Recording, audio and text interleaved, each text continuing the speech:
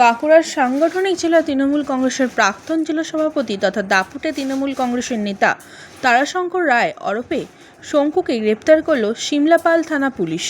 আজ থেকে খাতড়া মহকুমা আদালতে তোলা হলো। তৃণমূল নেতা তারাশঙ্কর রায় গ্রেপ্তারের দাবিতে এবং বর্তমানে তালডাংরা বিধানসভার বিধায়ক সৌভিক পাত্র যা বললেন তা শুনে নেব। দাদা কিসের জন্য আমার গ্রেপ্তার করলো?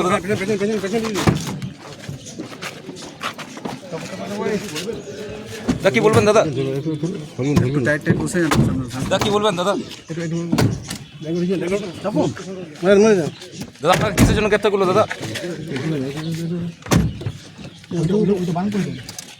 দাদা কিসের জন্য আমরা গ্রেপ্তার করা হলো?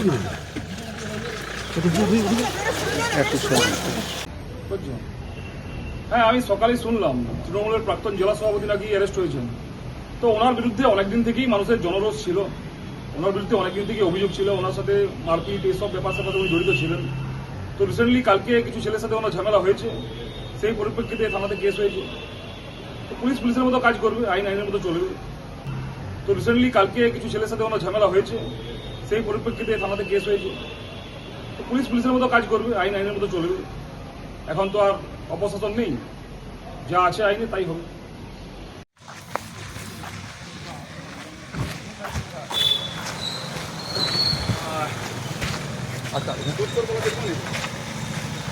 সেটা বলবি।